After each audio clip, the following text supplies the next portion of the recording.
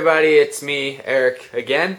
And just like I did last year about this time, I've been getting a bunch of comments and questions on a lot of my videos asking me when I'm going to get 2014 cars in, are they going to be in the next races, because if you're keeping track, I have 2 races to go in the WWE Cup Series Season 4. I'm going to release Race 7 from Richmond tomorrow, I believe, unless something happens, and tomorrow is Friday, March 21st, so mark your calendars.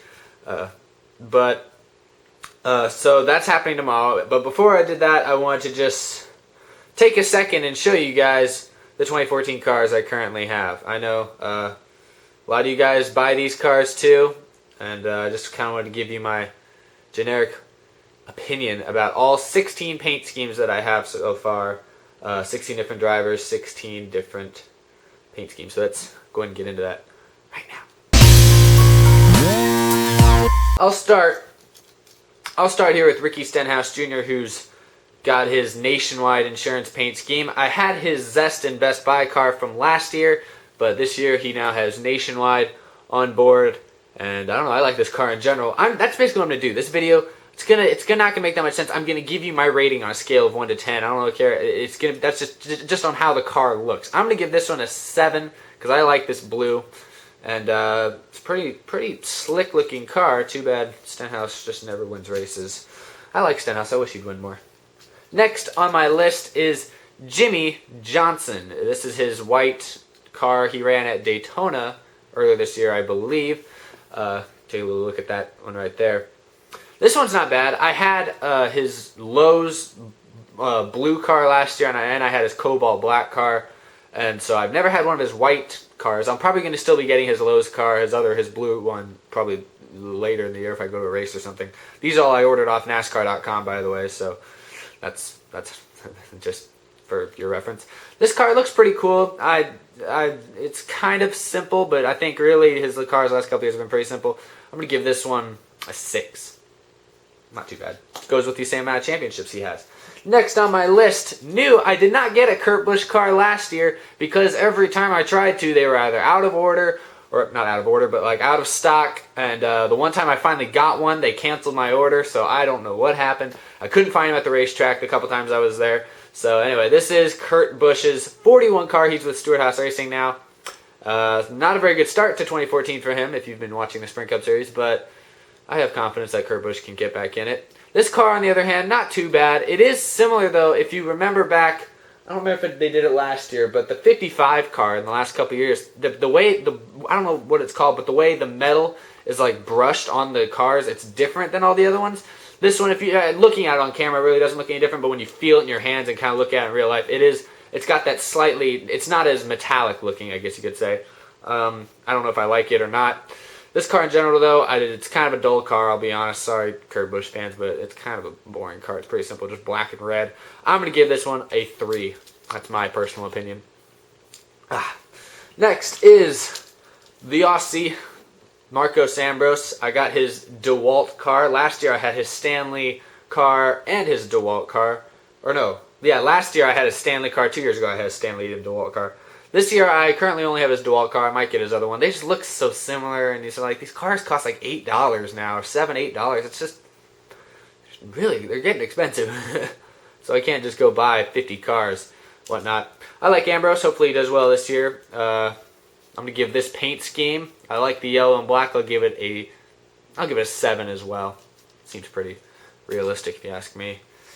Next on my list is Ryan Newman in the 31 car this year. Jeff Burton has driven this paint scheme for the last, however many years, most of the last decade was Jeff Burton. This year it's Ryan Newman. He got out of that Stewart-Haas ride and into a RCR ride. I don't know if it's much of an improvement, really. Might actually be a slight downgrade from Stewart-Haas over to RCR, but it's not a bad paint scheme. I'll give it, a lot of these, I feel like I should give all these 7s. This one I'm going to give a 6, though. I don't know. It's going to give us 6. Next on my list is Kasey Kahne in the 5 car. He's got his Farmers Insurance Chevrolet. I like this car in general. I like Kasey Kahne too. I'm a pretty good fan of Kasey Kahne. But it's really, I don't like this car as much as I like last year's car. If you remember, last year's car, same basic looking scheme, had all the same kind of, design and whatnot. but the blue on that car was like a lot brighter. I liked it a lot more. This car's not bad. Still better than this 2012 one that I have. It was like a dullish gray blue. It was disgusting. I'll give this one a 6. Not too bad. Now this one, I really do like this one. This is Stuart Haas's Bass Pro Shops Mobil 1 Chevy. I mean, where to start? I love this car. I don't know why. I'm not the biggest Tony Stewart fan. He frustrates the crap out of me sometimes. Sometimes I think he's all right. But it's good to see him back in the Sprint Cup Series again. And I like this car. This car looks really cool. Yeah, give it an 8. Next up, we got Joey Logano's Shell Pennzoil Ford. And to be perfectly honest, guys, this car looks exactly the freaking same as his 2013 one did. I looked at him. There was almost no differences with this car at all. It's basically the exact same thing. But, if you're a Joey Logano fan, of course, you're going to want to get it because you want to be up to date with your Joey Logano stuff. I'm going to give this one a 5. Next we have, I'm sure a lot of you guys are waiting for this one, we have Jeff Gordon, who, as I've noticed in my comments before, is my probably most fan favorite driver.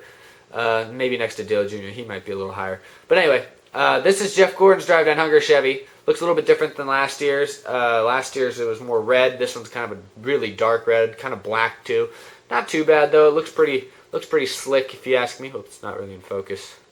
Can't get focus. Oh, well, you can see it well enough from here. You just have to buy it yourself if you want to look at it up close. I did smash up. I had 2 of his old Drive Down Hunger cars from 2013, and if you guys noticed 2 races ago in my Daytona race, it was Daytona, right? Yes, Daytona race, I did smash up one of my Drive Down Hunger cars, so safe to say I will not be smashing this one up anytime soon. I only have one of them.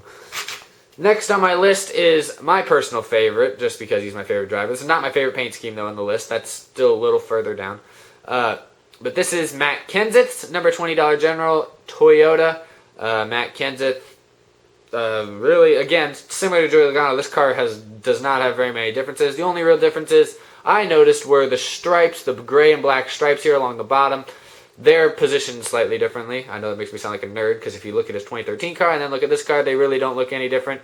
But if you're a guy like me and you watch Matt Kenseth every race, all race long, you come to learn every single molecule on that car like it is your own hand.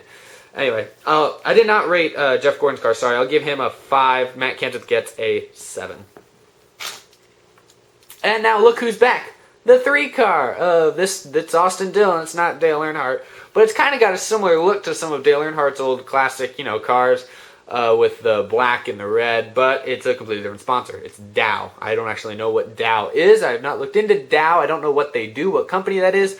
But all I know is it makes a pretty cool looking car. It's good to see the 3 back in NASCAR. I know that's kind of a topic of some sort of stuff where people are like, well, is it right to have the 3 back, or should we have retired it or not? That kind of thing. I did not grow up watching Dale Earnhardt. I was born in 1997, so I was 4 when Dale Earnhardt died in the Daytona 500. So I never watched. I've seen replays of Dale Earnhardt, so I guess it wouldn't mean quite as much to me as it does to some people. But in my personal opinion, I like this car. I'm going to give it a 6. Not too bad. Next up, this is one of my favorites as well. Greg Biffle's 3M Ford. You see the red, the black, the yellow.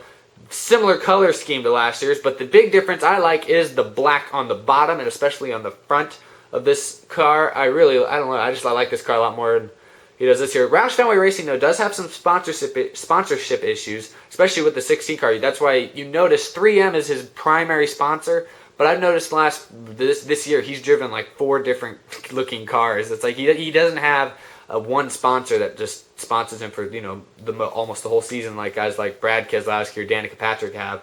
So Greg, he's got this car, but I think he's only driven it once this year. He's driven a bunch of other cars too. I might have to get some of them. But yeah, I like this car. I'll probably give this one a 7 too, maybe even an 8. No, I'm feeling pessimistic. It's an 8. It's a 7. This one though is my personal favorite, and not because of the driver. I do not necessarily like this driver, but this car looks really cool. It is Danica Patrick's number 10. GoDaddy Chevy. This car, same bright green, which I always liked. Not my favorite, but it looks cool on the racetrack. The thing that they added this year that really sold me was the big orange stripe going right down the middle. That looks pretty freaking cool if you ask me. It just gets the whole thing, just puts it all in my mind. I like this car. Again, Danica Patrick, not a huge fan of her. I don't have anything against her really. I think she's great for NASCAR because let's be honest, guys. If Danica Patrick was not in this sport, NASCAR would probably be losing a lot more fans than it kind of is right now. NASCAR needs Danica Patrick. Dale Earnhardt Jr. winning the Daytona 500 was huge. Danica Patrick, if she wins a race, it might just save NASCAR as an overall company. That's just kind of the realistic view of it. I got 3 more cars. Sorry this is taking so long, guys. I know it's kind of a long video. This one is Carl Edwards' number 99 Fastenal Ford. Just like, who was it? Logano and Kenseth. His car does not look any different, really. I haven't looked at this one quite as hard, but just kind of glancing at it, honestly, this might actually be the 2013 one. Nope, this is 2014. See, you can't even tell on a few of these guys. But I like this car. I've always have. I didn't rate Danica Patrick a second ago. I'm going to give her a 9 on that car. I love that car. Carl Edwards, though, here he gets an 8. I like this blue. I've always been a big fan of Edwards' 99 Fastenal car. He got the win back at Bristol a few days ago. Good win for him. I like Carl Edwards okay. Yeah. Final 2, and they're going to go... I'm going to go ahead and put them up on the screen at the same time. Brad Keselowski and Kevin Harvick. Harvick now in Stewart-Haas's number 4. He's got, though, despite the new number, his sponsor is still Budweiser, and it still looks exactly pretty much the same as last year's. Same with Brad Keselowski. He's still with Miller Lite in the Miller Lite Ford. And, yeah, the one thing you'll notice about these cars that really just frustrates the crap out of me is the fact that they are both on these plastic stands. And, yeah.